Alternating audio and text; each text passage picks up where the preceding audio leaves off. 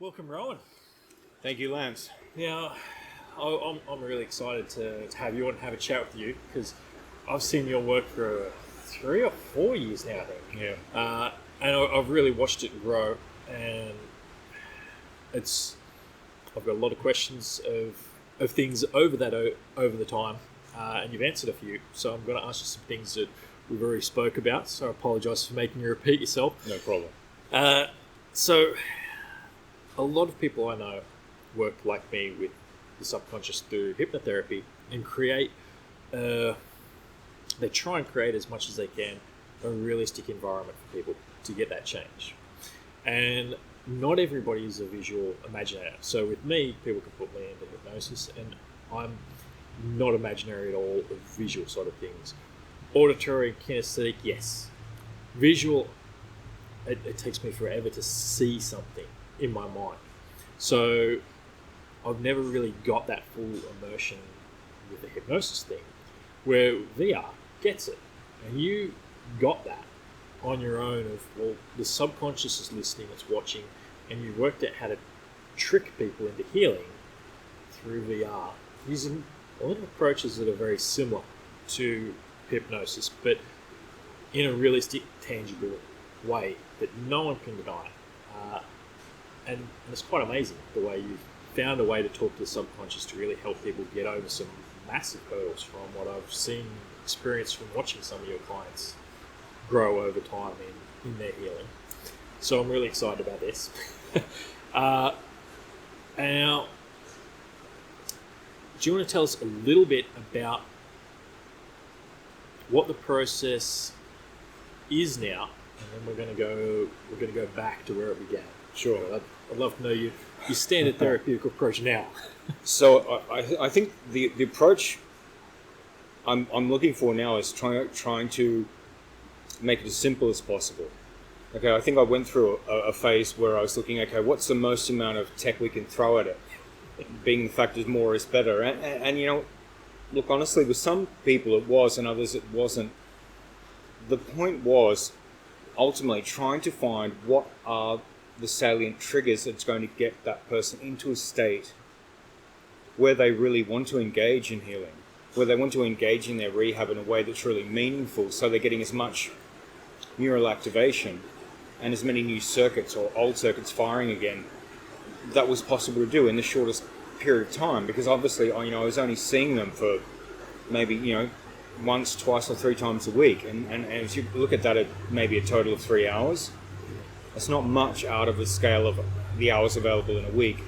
And when you look at some of these conditions, like being high-end nervous system impairments, like brain injuries, spinal cord injuries, and the like, the leveraging factor is not great in terms of the amount of time I get to have them, as opposed to how long the system is trying to entrain down to that injury level. So I think the point was now is, okay, how do we get them in state? It's all about how do we get that state so they're just excitable and ready to learn. They want to learn. The system's going to give them everything they've got. The handbrake's coming off, the parasympathetic, and just giving them all the resources. I think that's probably the best way to summarize the approach. Yeah. So your therapy system, it includes virtual reality, haptic feedbacks, electrical stimulation, real time. It's really about putting stimulus in, sets of stimulus, so the vertical stacks of stimulus in or sedation in, and then using real-time biometric data output to see, is it actually doing that? Because before that, I was basically just coming up with hypotheses that seemed to make sense from a technical and neurophysiological level. But you really didn't know. I mean, you're looking at external cues, but you didn't know whether, on the inside, whether the central nervous system, which is close bedfellows with the subconscious, in my opinion, was actually having that effect. And I think that's where we are now. So the ability to fine-tune is a really cool thing. Yeah, I've watched that change your approach of how things happen. That you're in the Wild West to begin with. You didn't know what was up, and you were just exploring. But that exploration, I've seen a guy that couldn't stand up and do anything. What's his progress now? Yeah, no, he basically has more volitional or conscious function over parts of his lower body that were thought to be technically impossible for that level of injury. And there's multiple people who have had that type of experience. The fact is, we're still in the Wild West, Lance, because there is no rule book. I mean, there are a considerable amount of studies available now about VR for rehabilitation of different types, but they are very isolated in their approach, and they're very monolithic in the way that they're looking to modulate a whole system, right, as us, a whole system, with a single input. So VR is a single input, okay, just on its own. It's a visual input, and the way we're designed evolutionary is our brain basically believes for the most part what our eyes see, but not all of it. And it depends how visually dominant you are and your learning style is. So what we're trying to do is take a multi-sensory approach to creating what a sensory motor feedback loops, because that's the way we operate. If I'm trying to figure out, is that cup of coffee safe to engage, the first thing I'm going to do is come up with a command based on a limbic system input that I want that hit, and as it makes me feel good. But I've got to then execute a motor function that requires various parts of the brain operating in a sequential basis to reach out and grab it. But the kicker is, as soon as my hand comes in contact, the sensory system is dominant over motor and over whatever I think, because it's just going to react. And so that's what we're trying to do, is initiate those sensory feedback loops that are telling the brain, oh, okay, this feels good, engage, or this doesn't feel good, back away. So I think that's something I'm really excited about. Yeah, it's diverse. You're tapping into multiple senses. You've got this gyro machine here I've experienced once before that gets your balance equilibrium system going. Yes. You just showed me the experience with a whale where I felt the sound through my body as well as hearing it and seeing it. You use haptic feedbacks and energy systems to zap them, and electrical systems. Because again, our nervous system, all of this is based on electrical communication signals. And what we're trying to do is replicate that in conjunction with those other inputs. So the brain's going, actually, that feels like it's supposed to feel. Let's make that real. Yeah. So that's ticking a lot of boxes straight up to get that subconscious learning and experimenting with new things. I was also really intrigued for the people who have experienced strokes of just cleaning their teeth. This was a year ago you showed me this, so I'm sure it's better now than it was then. It's come a long way. What sort of things have you experienced with that? Where did they start with, and where have they got from the experiences you ran them through? What was that experience? That project's still very much in a development phase. We're still getting ready for clinical trials in Australia and in a couple of other countries. The idea of that approach again is looking at how do you create or regain function in a complex system that is not one thing. We're a bunch of complex systems that are all communicating together to give us functionality. And so again, the idea was, well, VR is fantastic as a platform, but I often explain to people that I see VR as like when you go to a theatre, VR is a stage, okay? But it's how you populate that stage that greatly dictates how engaged the person's going to be in the story you're trying to tell. And that's what you just experience with having the haptics vest on. That sound is great, vision's great, but when you can feel things, it just takes it to a completely different level. So you're like, wow, this is totally incredible. And I think then your subconscious would be, do I want more of those experiences? Yeah, I do, because it felt good and it made me give a sense of wonder, and that sense of wonder is, from a neuroscience point of view, that's where learning is. That's the golden state of learning. That's what we're trying to produce. So it's, I suppose it's searching for a state of superplasticity to shorten the time frame to when we can grow new neural circuitry to take over the pathways that have been damaged or lost. Yeah, what my first words when you showed me the whale experience, I took it off, I said, that's a psychological experience right there, because I felt like I was there. And I've had VR before, so I've seen and heard, but that feeling really made a difference. And my first experience with VR was a bow and arrow game, the little cardboard cutout guys save the castle. Yep. And just the pulling the thing back, the way the feedback of the controller vibrated, that gave me the sensation that there was tension of the bow. And I finished and I had a sore arm because I thought I'd been doing archery for half an hour. Yep. And afterwards it was just surreal. My mind was there. Yep. So muscular, I could feel that change. So that's where I really understood what it was you were doing and how that change can be there, that you can tap into the muscles and the neurosystem of the body. And the brain's starting a psychological pre-ingrained perceptions of what things should feel like based on how they look. Even though they're not real, it still will act in a way as if it was.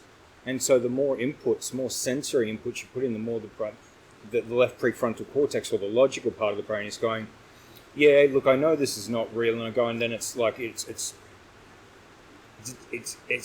encountering a state of, wow, this is pretty believable, but there's still a bit. And each amount of more sensory input that you put in the matches environment, that part gets more and more overwhelmed. So it's like, well, okay, well, this is real. I just have to accept that this is real, and I have to act in a way that's consistent that this environment is now real. Yes. Yeah, you're crossing that critical factor. With hypnosis, if we want to get a real change, we can sometimes bypass that factor by giving it truths. So, excuse me, it'll fact check something, and you're like, yes, that's correct. Yes, that's correct. That's correct. That's correct. That's correct. And after a while, it stops fact checking. It's like, it's correct. It's right. We're on the right page. I'll just start accepting this, and that's what this is doing. You're going, yeah, well, this is close enough. Well, I can do this. Yes. So I'd like to go back now from where you're at and what you're doing to where this all started with, because it's an intriguing concept that you've found. I think, Lance, that it started a long time ago. I mean, probably the journey actually started about 25 years ago. That I just wanted answers to my own well-being.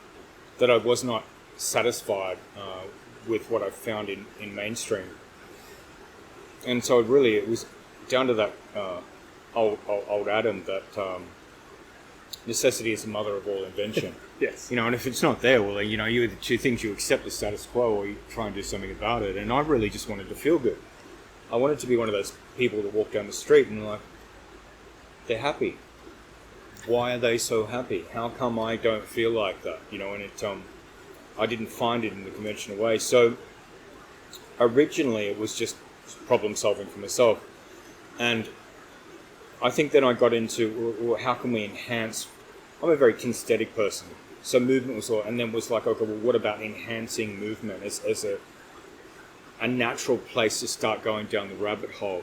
And I think to that end, what I discovered was that there's so far you can go with physicality, and then you go from physical, and then you go more along the nervous system pathway, and then you realize, okay, so the physicality is controlled by the nervous system.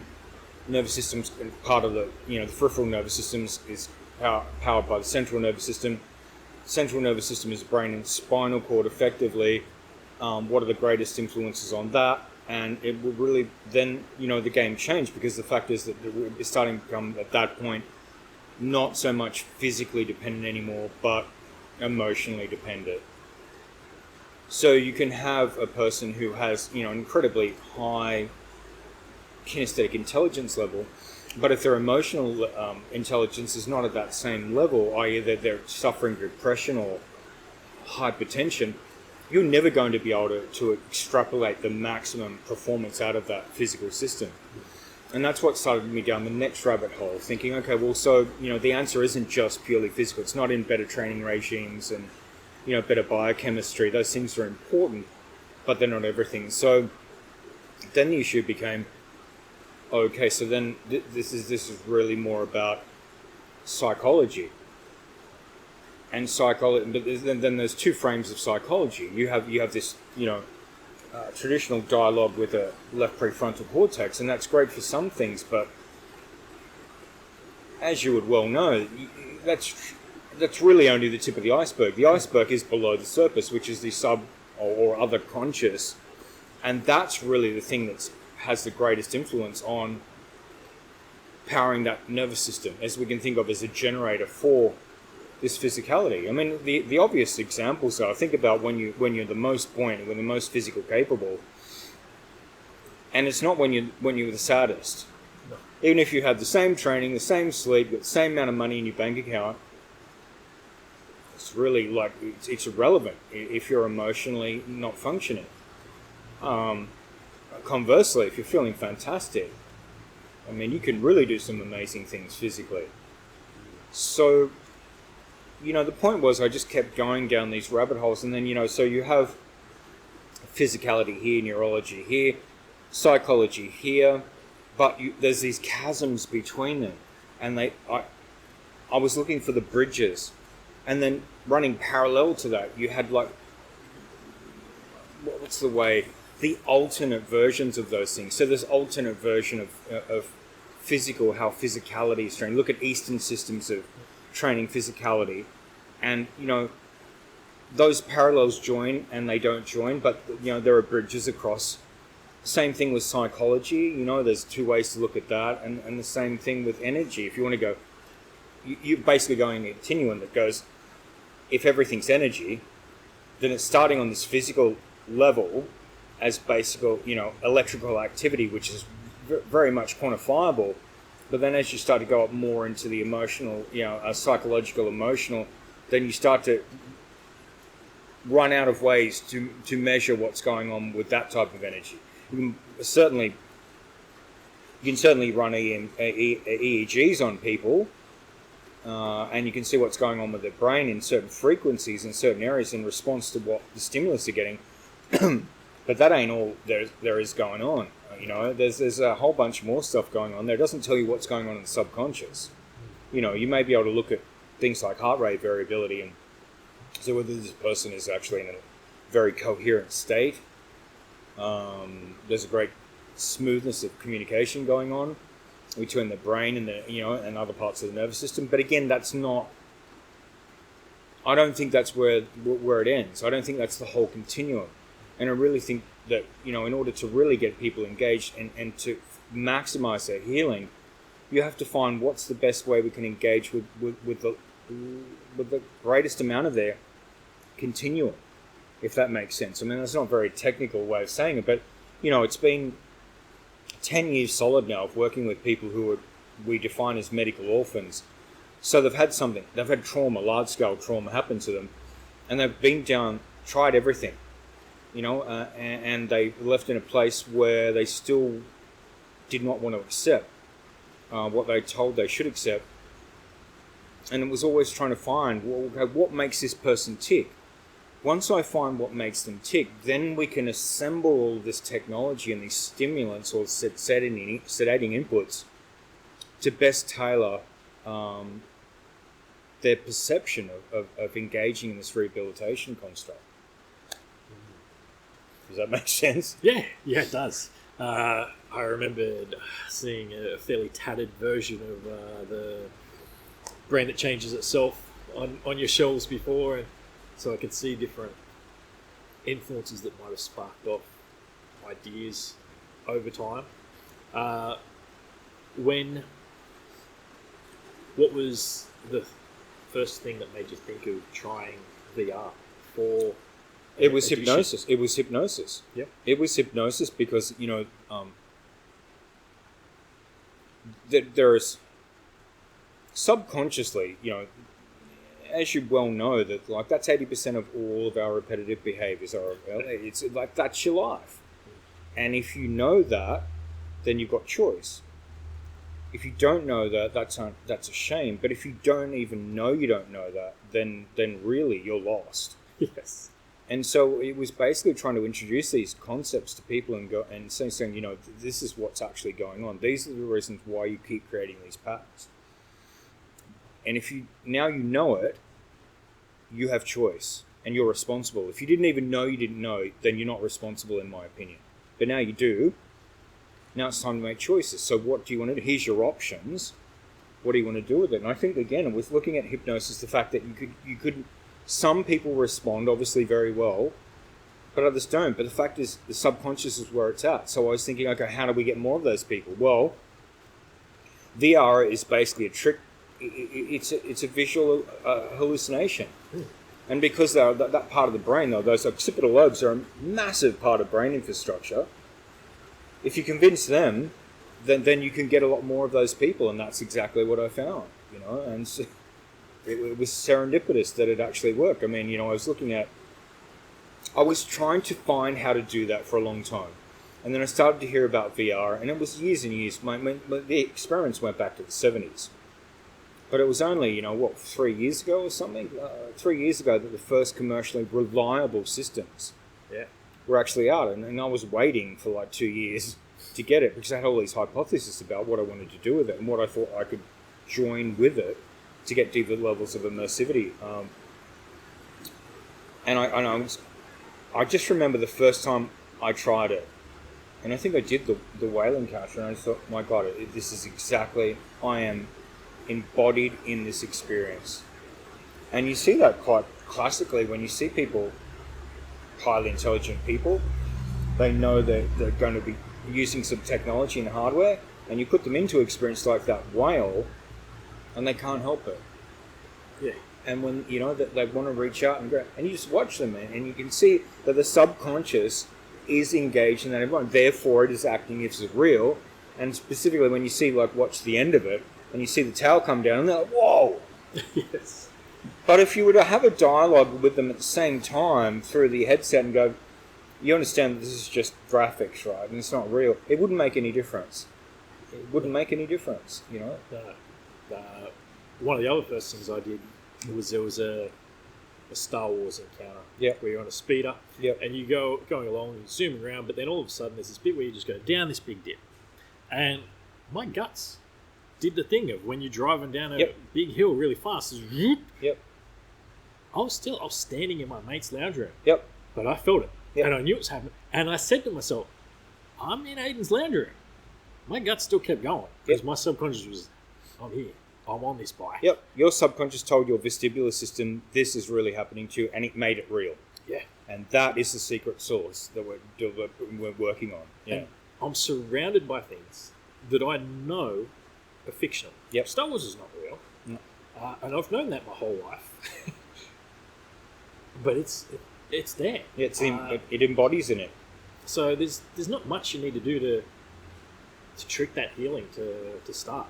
Correct, but the thing is, you already had an affinity with Star Wars, right?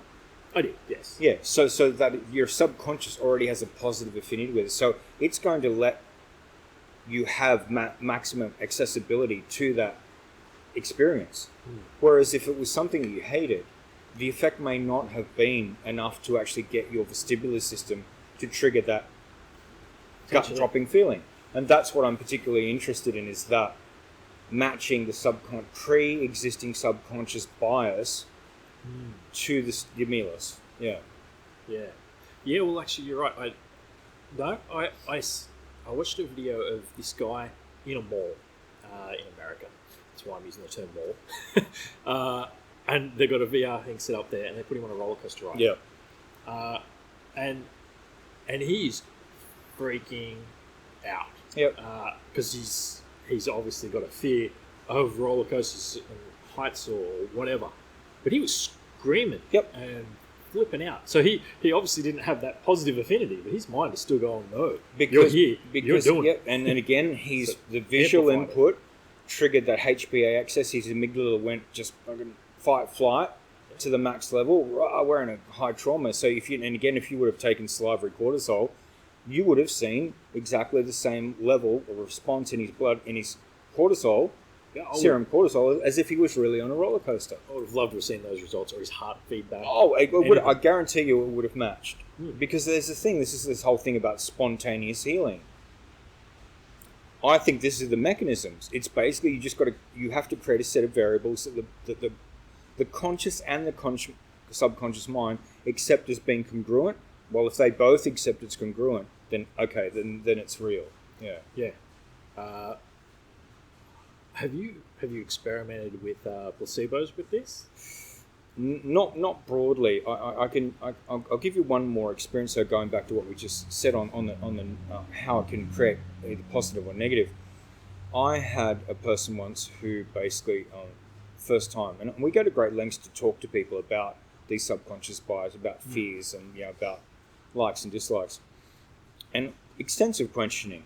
And I said, okay, well, I think we'll start you off with an underwater experience. You seem to like water. You seem to be expressing that it has a calming effect on you. Pardon me, yeah, so we'll try that. Yeah, no problem. We put them in this underwater environment.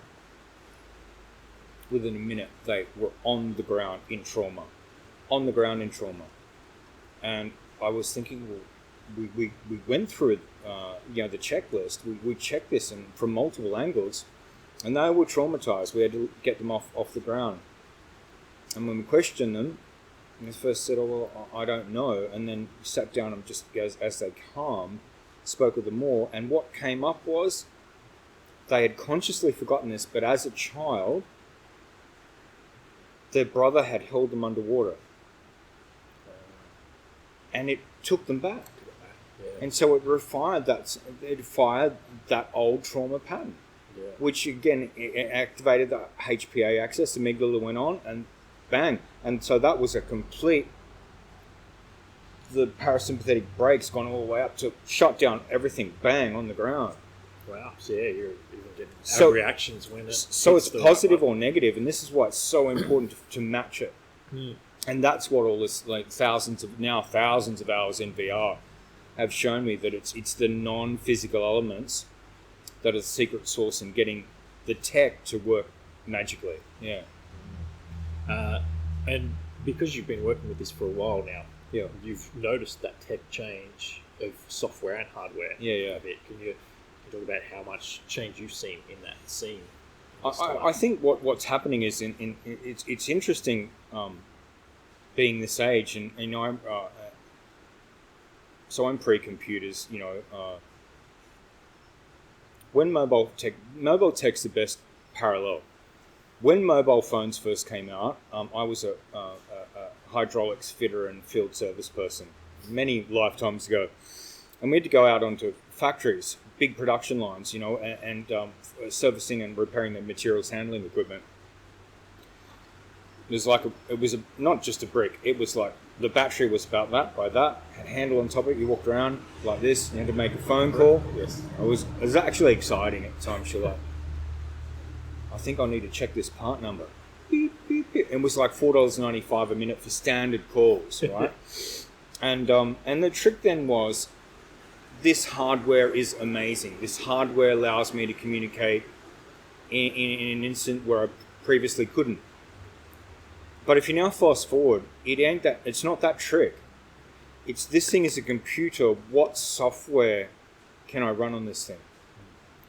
VR is back in this stage now, and first gen is now still, it's about the hardware. That cycle that happened with mobile phones will happen with VR much faster. So the hardware will become really very much secondary to what can people think to do in terms of engagement and experiences that will run through the hardware. Yeah. That's fascinating. That's fascinating, because you think of what the possibilities are to do with something that can state change you to this level, then that to me is incredible, provided that it's matched and it's applied in positive ways. Yeah, the experience within there is changing dynamically all the time. Yeah. More and more people are having an experience of VR, so if they're into programming stuff, they're starting to people are looking more broadly about it. They're not just mainstream. So obviously it's been centered around gaming. It was just obvious from a commercialization Yes. point of view. But now you're definitely seeing it move more into medical. You're seeing like surgical simulators, CPR simulators, paramedic response simulators. I even was at a VR conference last week, and someone had developed a dental injection simulator. The reason, and I thought it was brilliant, the reason that's so relevant is because there are gaps in training. There's substantial gaps in many types of training. In dentistry, okay, you've got to teach people how to give injections. I mean, obviously it's something nobody likes getting, and the better their technique, the better your experience is going to be. But how it worked in reality was they sat down and they listened to lectures and they watched videos, but then they were effectively told, go out and inject people. So what they actually used to do as a stopgap is inject each other with dummy injections. Well, that's probably not exactly the best way to do it. No. So what was developed is an injection simulator, because it bridged the gap between the two, and and that's brilliant. If you think about how many potential scenarios VR could be used in terms of gap fillers, I mean, that's just really amazing. I mean, the fact is, you're going to shortly see the next generation of, I suppose, millionaires and billionaires being VR application developers. In the same way, phone apps. I mean, imagine if you could have gone back when you knew what was going to happen. You go, well, I'm going to invent Tinder or something like that. Yeah. Because from a psychological point of view, people are going to start interacting with the technology. I mean, that is going to be interesting to see what's going to be driving the marketplace, because it's not going to be it's not going to be hardware. No. At the moment it is. Everyone's just still focused on hardware because it's so early gen. But I think that cycle will quickly phase out, and it'll be all about software. So for us, it's all about how can we help people with this stuff. Yeah. That's amazing. So where do you see your work in, I was going to say 10 years, but that's probably way too far ahead in the future. 5 years time. I think 5 years time, what I said is basically more congruency between the tech, and so right now it's still a little clunky, and you're basically like kitting up a soldier. You get this for that. It'd be good to see more integrated solutions. Like maybe just more simplified solutions that it could actually intelligently interact with people, so they can put them on. Like, it's automatically sensing their biometric data, it knows the state they're in, it knows what they did last time, and it's talking to them and engaging with them in an intelligent way, and then actively changing the stimulation or sedation sets based on how they are responding to a given set of protocols that are designed to give them back motor function or correct memory deficits, or help them with things like PTSD in response to certain daily situations. I think that's what I'd like to see. Yeah, There's huge potential for that sort of stuff, and it's amazing. And where do you see the biggest gaps at the moment? If somebody's listening and thinks they might have some skills to fill a gap, and they can be inspired, where would you love to see people pulling their time and effort into finding those other bridges that haven't been found yet? Honestly, two areas. It would be about health and well-being. So for a lot of people who are not conscious about the links between what they do in terms of what we put in our mouths and how it affects their microbiome, which is actually a massive dictator to how our brains will operate and everything else with it. Being able to develop simulators so that simulations. So let's, for example, if we're looking at how tech would initiate this. So XR technologies are basically like the combination of everything we've got at the moment, but instead of these clunky headsets, you just essentially had a stylish pair of eyewear, and the eyewear basically had sensors on it that was picking up some EEG off your brain and basic biometrics, but it had audio in it, and it was like a Siri. It was like an advanced AI Siri. It knows you. It's got a relationship with it. So, for example, you're feeling a bit down and flat.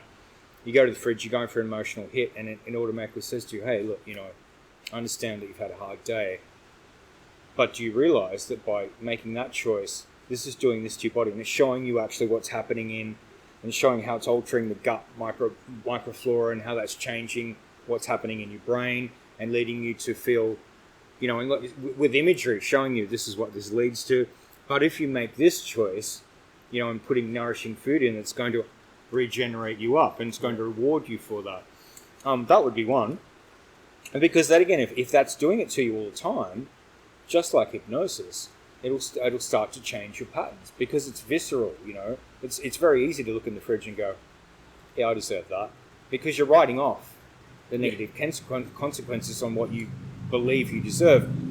And that's okay if you're a balanced person, but if you're repetitively doing the same things, or if no one's even taught you that Kellogg's cornflakes may have the healthy heart tip, that doesn't actually mean that it's good for you. So that would be one. The second one would be actually about emotional intelligence. Being able to do the same thing. So, having that same type of hardware set up, and it's looking at, well, how do I interact with the people who are most close and personal, and be listening at, what do I do why do I keep clashing with this person? And be looking at things, how do I want to, and coming up with a variable and looking at how they respond. So if it was picking up audio, it could be looking at your tonality, your prosody, because these things are, again, greatly affected by subconscious construct of how you really feel about this person. Now, often you're masking it, but in the same way the food is going, so for example, practically, I'm going to see my wife, and he goes, how would you like the night to go? I'd like it to be great. And go, well, as soon as you get out and start talking, and those changes happen that set up that conflict, do you realize that your tone just changed? What about if instead of saying that, you said this? Did you remember to ask them about this? Have you thought to encourage them today and tell them how good that they looked, or, fantastic? That, to me, that's social engineering in a really positive way, because it's based on you saying, for a start, how do you want this to go? Yeah, your own personal AI coach. Yeah. To me, that would be tremendously beneficial. Tremendous. And the same thing, think about people with serious illness or terminal, serious illness, and they could simply go, I'm being bombarded by all of this information, most of it's way over my head, and it's just making me, it would automatically have access to all of databases to be able to weight them all out and go, look, this is bullshit, this is real, this is sort of in the middle. How do you feel about, say, mainstream inputs versus non-mainstream? Here are your options. What choices do you want to make? And, and how are you feeling? How are you feeling about this? And like, okay, I'm feeling shit today. That's totally okay. Do you realize that the last 4 days you felt really good, and a month before that you felt shit every 4 days and good one day? You're actually getting better. Stuff like that. I just think that's unbelievably good use of tech, and really that's about someone deciding that they understand those constructs psychologically and emotionally, and consciously and subconsciously, and going, I'm going to create software for that. And so it can be run through any XR any XR hardware. Yeah.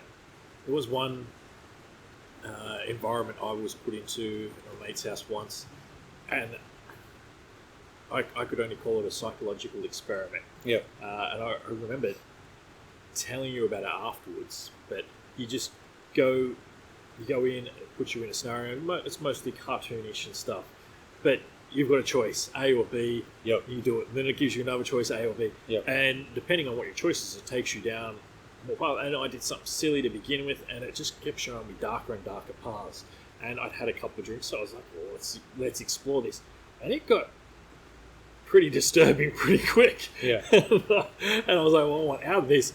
But there was only dark options then, because you'd started down that path. Yep. It's like, well, this is where it leads. So somebody started something similar, but it's nowhere near the advanced levels of that. And that's why I think you have to have that AI element. It's like your avatar, your own personal avatar in the virtual world that's actually watching what you're doing and listening to listening to what you're doing and watching what you're doing, looking at your biometric output and going, is this really the direction you want to head? You said you wanted this, but you're engaging in that. Yes. Think about it in terms of even addiction. And the fact of addiction's not coming from here. No. It's coming from other conscious. So I think that that we're in a tremendously exciting place where we have now the stage. The stage works brilliantly well, even in this rough form. How are we going to then essentially create epigenetic effects via technology that are going to place us in a better state of consciousness to make better choices? Not just and when we make better choices about our own well-being, then there's a fairly high degree of continuity that we start to make better choices about the people around us and the greater environment and the macro environment, and the planet, and start to think, okay, well, my daily actions do have a consequence on everything. And I think ultimately that's what this technology could be ultimately good for.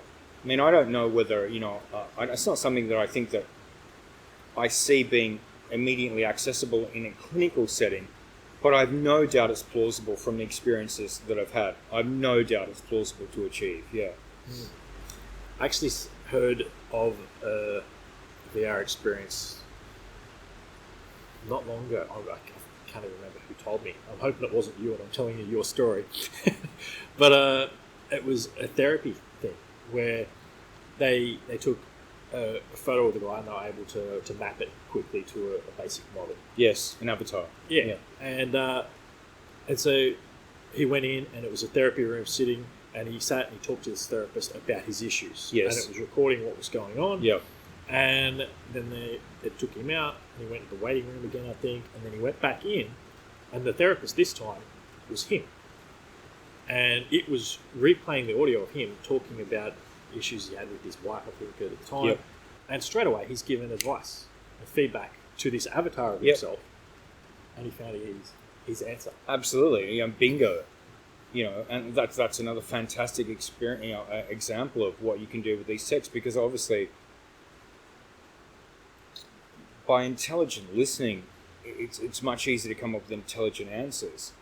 And sometimes we gel with people who are trying to help us in different types of therapists, where we can sort of see that straight away by them, listening and then feeding it back to it in a construct that makes a different level of sense that it did to us internally. But to come from yourself, I think that, that shortens the fuse to getting the aha moment for a lot of people. Yeah. Now, you can say pass on this one because it's going to be a little bit of a personal question experience. Sure. Yeah. But going back to something you'd said earlier about the emotional state and what the body's in, I know you just went through an own personal healing recently that was triggered essentially from overwhelm and emotion. So you've had an experience of what that can do to the body, which is outside of your work. Yeah. And you threw a bunch of different tools at it to talk about that. And I love people that use different things to heal themselves, and everybody loves hearing about that. So if you're comfortable with it, I'd love for you to talk about that a little bit. Sure. Yeah, so I think that I feel very lucky to have come through that. Without a doubt, one of the most difficult things that I've ever been through in my life, and unfortunately, I've had a reasonable amount of trauma physically and emotionally and psychologically. But that was a really big one. That was a big one, and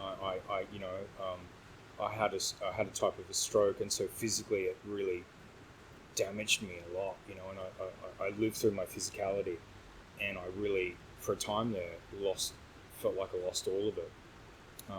But there was a psychological element, and there was an emotional element. There was huge grieving and loss, and anger and, and just this whole mishmash of things going on all at the same time that I hadn't experienced, really before in that way, because there's a lot of complex variables, going on. And in the beginning, the issue was I felt completely overwhelmed. And then after a while, I was actually fearful. I thought, well, if I'm now at a massively heightened chance of having a life-threatening stroke, that I knew that technically meant that I was now culpable because I had to make decisions. If I stayed in that place of being suppressed by all of that, then, really, I think that would be... I think it'd be non-reflective of the opportunities that I've had in life and the people that have supported me. And not only that, I still feel like I have so much more to achieve and to engage in. So I had to really look back and go, what levers am I going to use to help get me out from a state where I thought, am I going to die in my sleep tonight? And if I did, nobody's going to care, type of thing. And I'm paranoid, and and I have anxiety, and all those things were foreign to me. And I know I can't even stand up straight, to thinking, no, we can get past this. So it was a bit like one of those Wile E. Coyote Acme things when he pulls out the draftsman's drawing board, and he's got these ridiculous schematics going up of this goes with that, and and 1, 2, 3 will equal getting the Roadrunner. It started like that, and I always scratch it out there. No, that's not going to work, and just doing that over and over again, and thinking. For me, it was about getting the sequence right, and it's the same philosophy that I use when I'm working with people in rehab. I think that the cake making analogy is still the best one I've got. So, if you want to make a good cake, there are a few critically important things here that may be not that obvious. You obviously need good quality ingredients, right? But you can have shit ingredients, still get a reasonable cake. You need a recipe, but there's lots of variations of recipes for the same thing. The thing that was most salient to me, that was non-obvious, was the sequence. If you put the ingredients in the wrong sequence, the cake does not work. Even if all the ingredients are right, everything, it doesn't work. Everything within biological organisms works sequentially. If you even look at the way things work on a cellular basis, there is actually a form of cellular machinery, gears and cogs, and for some mechanism or pathway, these things have to be sequenced in a particular order to produce an outcome. So that's really what I had to think is, okay, so what is the priority here? And the priority to me initially was, I need to feel like it's worth putting the effort in to come back. So it was looking for anchors. And the anchors for me were, first of all, I was looking at anchors like, I want to be happy, I want to feel love again. But the point was then, the conflict would come in. Yeah, but the state you're in, nobody's gonna love you. You can't even walk down the street. So hey, even gonna find someone to love. And the issue then, okay, so what else in life really triggers me? And I went back to some of my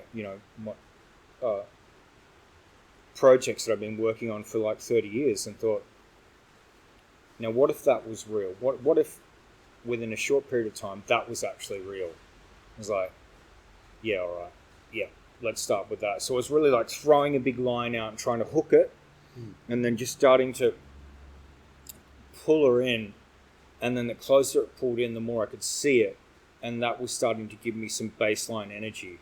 And the baseline energy I was then using to go, okay, to start to raise that level of consciousness, because it was totally in fight, flight. I mean, the amygdala was jammed on, and I knew this was happening. Cortisol levels were still redlining 3 months later down the track. So what I realized was, it wasn't just about classic stroke rehab. It was about engaging those non-physical systems. to start to realign them, and then use that to start generating energy and allow the nervous system to then start powering my physicality. So I knew that once I started moving again, movement's always been a massive generator and state changer for me. Once I could start to do that and experience freedom of interaction in my environment, then I could start to get things going. And then the next level up would be, okay, so let's try and get our biochemistry back in. So I now have more energy. I'm likely to make better choices about what I put into myself. So that's going to change, again, what's happening with my biome. So that's going to put my brain in a better place to start, making better choices and having more continuity, because it was scatty. It was scatty. I mean, I remember having such bad short-term memory that it was taking me 3 or 4 attempts to get out of the house. Did I lock the door? Did I do this? I was like, oh, terrible. So I think for me, it was that sequence. And each person's got a different, when they're faced with a trauma, has a different hierarchy of what will work them in the sequence. And you can look at like Maslow's hierarchy, and that can be very different for different people. But I think you ultimately have to figure out, in this situation, what is the thing that's most going to get a person to start generating base energy again, that can then be directed towards different systems. And one's going to start up, the next one's going to start up, the next one is going to start up the next one. And basically that's what I did. And I pulled together the best people that I knew, you being one of them, and thought, okay, this part of the sequence only these inputs. And once I felt that had worked, I'm like, right, that got me to here. Now I can transfer some of that energy across to the next system. And so I very, very much multimodal, very much into multidiscipline, multimodal. And it was all helping me to keep getting my own state of energy generation to a point where I could be self-sustaining. Because it took a while for the pilot light. It was just turning the generator over and requiring a lot of input in from the outside before it actually lit up. And I started going again. Yeah. Does that sort of make sense? Yeah, it does. It was amazing to watch that change. I kept going to reach out and getting a clear signal inside, knowing that this is something, a huge part of it was you doing that yourself and taking that ownership, and it skyrocketed way quicker than I expected. Well, I think the thing is, Lance, and a lot of what you see this classically in brain injury. You can be putting inputs into a person that are technically correct, and you're just doing it, and nothing is happening. And balancing people's expectations can be really problematic when they're taking that risk of going, I'm going to try this, this outside the system approach, and you just have to say to them, you have to set them up at the beginning. Look, this is what's going to happen. You're going to be trying. We're going to be doing. Nothing is going to happen, right? And it's going to keep going like that. Nothing's going to happen. Then all of a sudden, it's going to go whoop, and now you're at a different level. And then you're going to keep going, and then what's going to happen is you're going to drop, and you're going to drop worse than when you started. But if you keep putting the input in, then you're going to go whoop. And so you have this essential sinusoidal wave, and all you're interested in is the trend. And trying to keep people, myself included, based on, I'm doing really well, and all of a sudden, oh my God, I feel worse than I did 3 months ago. And then, the negative side of the subconscious going, see? Yeah, I told you. And then you have to go, my only direction is to keep going. And I know that if I keep going, once this pilot light is up and turbine is spinning, I will have enough momentum to keep me going through this. But it's very, very interesting, again, to see, those sabotaging patterns. And if you've been injured psychologically, or you're dealing with emotional loss and trauma, they have great amounts of traction and very, very clever, unfathomable ways of trying to sabotage you. And I think, it's just really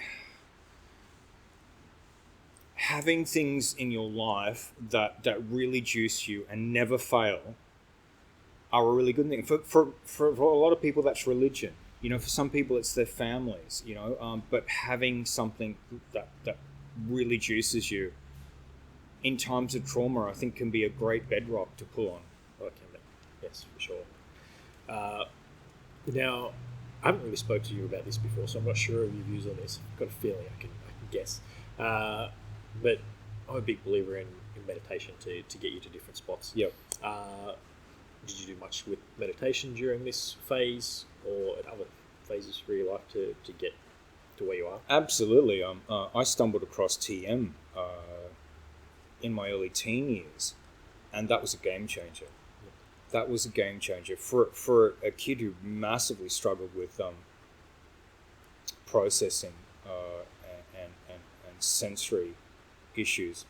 Focus was massively problematic, and again, it was only because I found something that I was fascinated in, and that wasn't TM, but I found it was something that I was fascinated in. I was fascinated. Something I was so immersed that I started being experiencing state change, and the state change was almost like a rabbit hole. And then I started to realize, I feel really different. What is this feeling? And I certainly didn't know what it was. It was only years later that I realized, I had basically been inducing myself into TM states. And then that led me to wanting to explore that non-physical, classically psychological side of state modulation. So yes, multiple different types of meditation, Eastern and Western. These days, and through that trauma, I went back to that. But I use classic meditation episodically. It's like a bolus dose. Yep. If I'm feeling I'm really off tune, then okay, we're going to have a bolus dose of this classic type of meditation. More than not, it was mindfulness. But mindfulness for me was basically trying to embody it for more of my waking hours. So it was a larger amount of it. So more I'm just always checking in on what's happening with my breathing, what's happening with my posture, what am I thinking about, how am I feeling. But then it was like having to be constant, because I felt like the negative side, the dark side of my ego, it was trying to really pull me back into negativity and anger and things like that and sabotage. So I was really hanging on for my fingernails there trying, no, we're going to stay focused on this. But so yes, very much so. Dabbled in a lot and was constantly trying new variables and thinking which are the right variable set that's going to actually get me to stay on track. Yes. Fantastic. Now, we've talked around what you do. I know you've got two sides to your work. So you've got the Smarter Minds, Smarter Bodies of the room where people are working one-on-one with you, and Neuromersiv. Yep. So would you tell us a little bit about both of those, so that if somebody's local and wants to work with you, they can, or if somebody's distance and has some way of connecting with Neuromersiv? So just on that fact, so we have people from who travel from Sydney, interstate and international. We offer for some people, depending on what they need and what they want, intensive programs for high-level stuff. The idea of this clinic model, Smart Body, Smarter Minds, is a multimodal, integrated clinic model that looks really at that mind-body connection. Okay, all the tech is great, but it's no substitute for the interaction between a human being. So that our most important thing is we want to try and understand you as a human being, and then see how this event or this trauma that's happened to you is really affecting all of your life, and what things that happen to you as a human being, going right back to preconception. What state were your parents in? Because you're looking at genetic versus epigenetic effects. These would be the structural framework of you as a physical and mental psychological being, and they're biasing you in one direction or another. So that has a great deal of effect on how people deal with trauma. So we want to understand all this in everything that happened in your life up to the point of your trauma. Step one. Then what happened in your trauma, understanding the clinical aspects of what happened to you, what you're experiencing now, and then essentially make a three-dimensional map of all of these different things and join the threads, and then show that to you and say, were you aware that when your brother used to hit you in the head with a cricket bat in the same part of your brain, that actually could have set you up for having a lack of pride or control or impulse control, that's led you into this problems with school, that led you into the wrong crowd, that led you into drug abuse, that then you had a brain injury that evoked depression, and now you're even massively more addicted to substance abuse because it's the only thing that calms you, but you don't even know you're doing it. because now you're lacking complete situational awareness. It's the intermeshing of all of these things that are so incredibly important to understand. And again, we're very lucky to live in a country like Australia where we have, a first-class medical system. And it's fantastic for a lot of things, but it's shit at other things. And natural or complementary medicine is no different. There is a really broad, diverse, but the thing is, if you went to a Bowen practitioner and started to talk to them about hypnotherapy, they're siloed as well. Yeah. So our job is to basically, is to see what is the best set of inputs your system could utilize to get your healing journey where you want it to be. Often it looks very simple because the physicality of it, you could say to a person, well, we're going to get you to these movement patterns. And they don't look that complex. But when you actually say, it's not just about doing mechanical actions. We want you to embody this action, and we want you to be first running visual representations of what it feels like to do this perfectly. Let's bring up moments from the past when you were doing this and it made you feel amazing.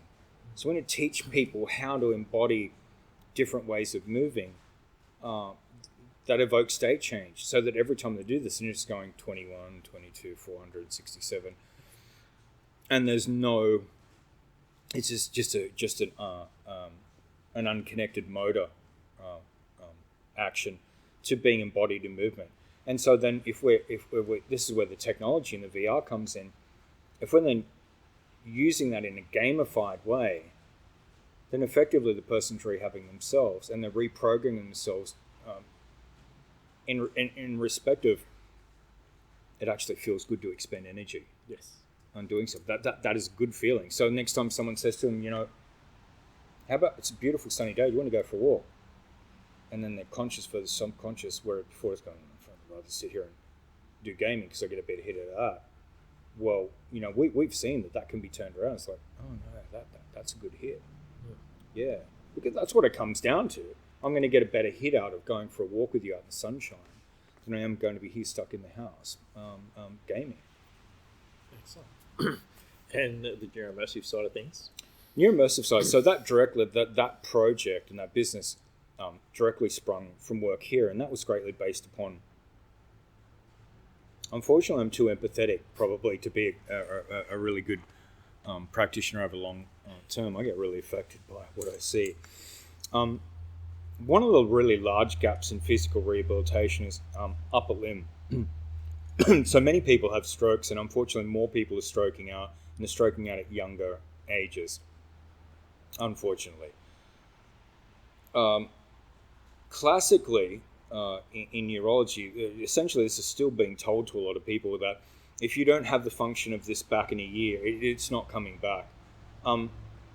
I understand why that's said because that's what's taught, but I don't agree, and I don't agree for the simple reason that I think plasticity has not been taken into account, and I think that there's the pure technical form of plasticity, i.e., you're growing new neural circuitry, and every time you fire a neural circuit, there is a correlation between the type of peptides that will be released and the chain and what that does onto your cells. But I'm more interested in what we refer to as systemic plasticity.